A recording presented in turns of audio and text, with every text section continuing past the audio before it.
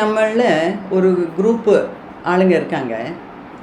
அவங்க வந்து நிறைய விஷயங்களில் தோற்று போய் கடைசியில் அவங்களுக்கு அந்த விஸ்வாசம், நம்பிக்கைங்கிறதே மொத்தமாக இல்லாமல் போயிடும். அதாவது டோட்டல் ஹோப்லெஸ்னஸ் அப்படிம்பாங்க. எது மேலேயுமே அவங்களுக்கு நம்பிக்கை இல்லை.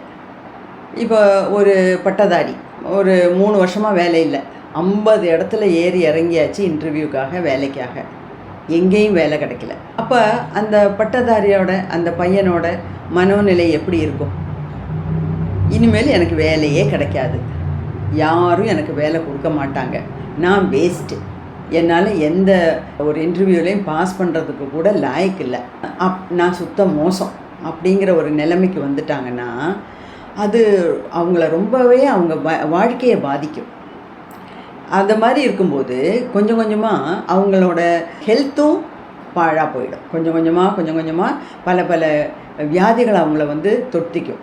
இதில் அவங்கள ஹாஸ்பிட்டலுக்கு கூட்டிகிட்டு போகலேன்னு சொன்னால் கூட அவங்களுக்கு நம்பிக்கை இல்லை, இதெல்லாம் எனக்கு சரியாகாது அப்படின்னு நினச்சி வருவாங்களா இருக்கும் ட்ரீட்மெண்ட்டுக்கு. ஆனால் அவங்களுக்கு நம்பிக்கை இல்லை.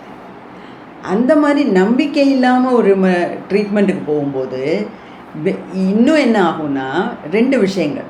அதாவது அவங்களுக்குள்ள அவங்க மனசாட்சி சொல்லும், நீ செய்டா, கொஞ்ச நாள் பாரு, இதை பாரு, சரியாயிடும். அந்த இன்னர் வாய்ஸ் அது கேட்குறதுக்கு அது மேலே அவங்களுக்கு நம்பிக்கை இல்லை. அது மட்டும் இல்லை, இந்த மாதிரி நம்பிக்கை இல்லாமல் அவங்க ட்ரீட்மெண்ட்டுக்கு போகும்போது எந்த விதத்துலேயும் அந்த ட்ரீட்மெண்ட் அவங்கள குணமாக்காது. ஏன்னா அவங்க மனசு சரியில்லை.